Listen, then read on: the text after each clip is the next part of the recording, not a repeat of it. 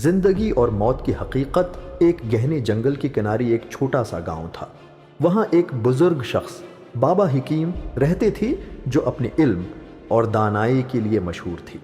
لوگ ان سے اپنی مشکلات کے حل اور زندگی کی حقیقت کو سمجھنے کے لیے رجوع کرتے تھے۔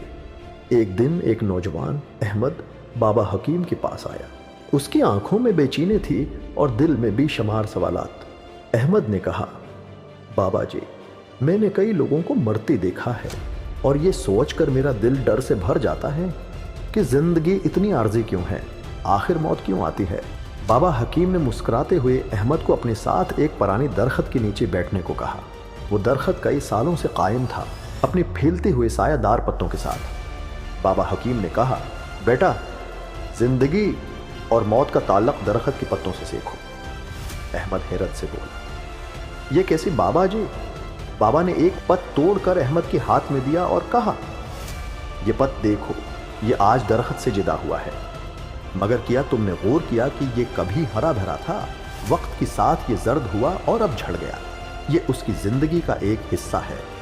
درخت کی زندگی چلتی رہتی ہے مگر ہر پت اپنے وقت پر ختم ہو جاتا ہے۔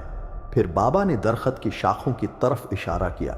یہ درخت نئے پتے پیدا کرتا ہے، پرانے گرتے ہیں اور یہ سلسلہ چلتا رہتا ہے۔ زندگی کا بھی یہی اصول ہے۔ موت زندگی کا خاتمہ نہیں بلکہ ایک تبدیلی ہے۔ احمد نے سوال کیا، مگر بابا جی، موت کا خوف کیوں آتا ہے؟ بابا حکیم نے کہا، بیٹا، خوف تب آتا ہے جب ہم اس حقیقت کو قبول نہیں کرتے کہ ہم سب فانی ہیں۔ جو چیز پیدا ہوئی ہے وہ ایک دن ختم بھی ہوگی، مگر یہ اختتام صرف ایک نئی آغاز کی شروعات ہے۔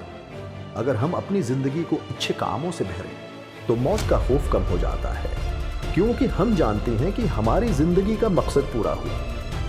یہ سن کر احمد کی دل کو سکون ملا۔